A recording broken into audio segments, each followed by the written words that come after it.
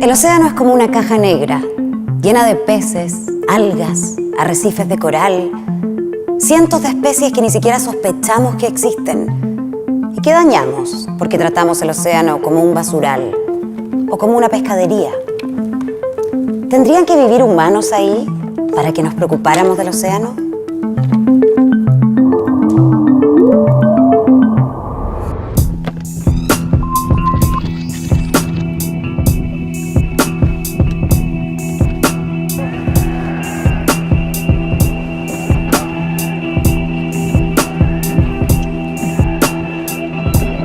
Yo creo que estamos todavía muy ciegos hacia el océano.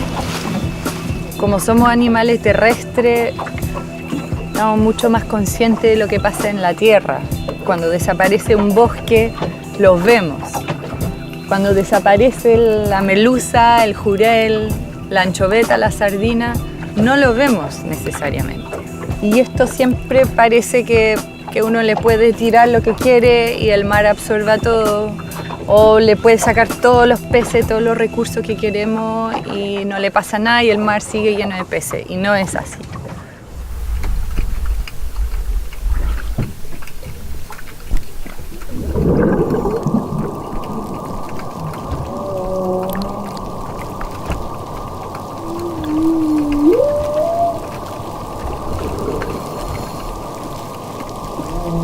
Mi trabajo se ha enfocado en estudiar la bioacústica marina, que finalmente es el estudio de los sonidos biológicos en el mar.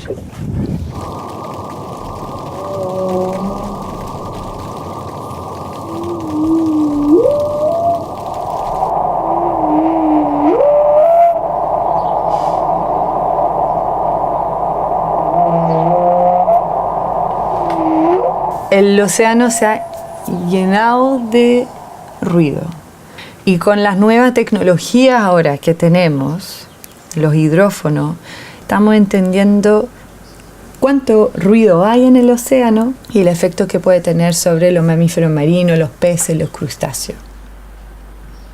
Y entonces esta mancha tremenda es lo que justamente es el paso de un barco.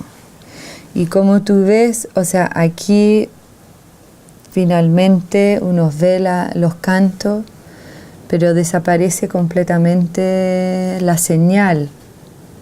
Es como uno tratar de conversar con el amigo al otro lado de una autopista. No se escuchan. Y estos son machos que están cantando probablemente con un fin de reproducción. Entonces, ¿cómo van a pinchar si no se escuchan entre ellas? La caza de ballenas fue la primera vez que el hombre lleva un recurso hasta el borde de la extinción. En Antártica, por ejemplo, las ballenas azules se redujeron a 1% de lo que había antes de la caza.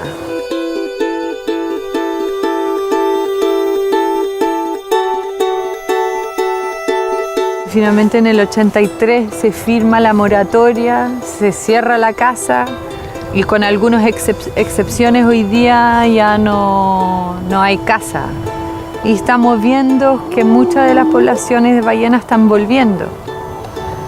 O sea que también las ballenas representan una historia de mucho exceso de nuestra parte, pero también mucha esperanza de que si protegemos bien estos animales, si protegemos su ambiente de alimentación, de comunicación, estos animales pueden volver.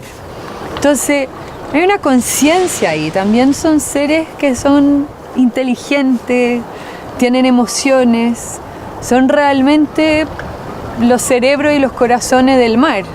Y nosotros tal vez somos los de la tierra. La ballena azul consume mucho krill, consume hasta 3 toneladas de krill por día en épocas de alimentación. Entonces, la defecación es un fertilizante natural para la superficie del mar. Y ahí uno ve que la naturaleza es muy elegante, ¿no? que la misma ballena fertiliza la superficie del mar para que puedan crecer más fitoplancton, para que los krill puedan comer ese mismo fitoplancton y la ballena come ese krill. Para la salud en ecosistema es importante tener este animal que fertiliza, que consume y también que nos indica zonas de muy alta productividad. Un oceanógrafo es como un geólogo, pero del océano. No es solo la biología marina, sino que es todo el ambiente oceánico. Las corrientes, los vientos. Entonces mi interés es entender por qué estos animales que son tan enormes, los animales más grandes de la historia de nuestro planeta, cómo interactúan con este ambiente oceánico que es tan dinámico, con el fin de cómo los podemos preservar, cómo podemos conservar estos lugares. Entonces el oceanógrafo ve un poco todo el contexto del océano. Vamos ahora a la Reserva Marina Isla Chañaral, la isla más grande del conjunto de islas de la Reserva Nacional Pingüino Humboldt. Humboldt es un sistema impresionante. Se debe a los vientos que predominan en primavera y verano y que empujan finalmente las aguas fuera de la costa.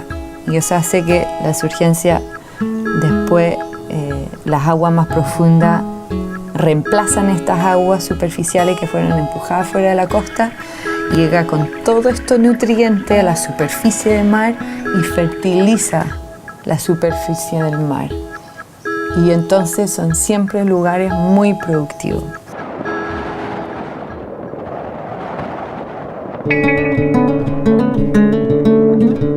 Yo creo que somos una especie increíble. Entonces yo espero que podemos construir sobre eso, ¿no? Ocupar nuestra inteligencia para hacer tecnología más limpia, motores más silenciosos y dejar de maltratar tanto a este planeta, ¿no? Pero yo creo que tenemos todo para hacerla. Esa es la buena noticia.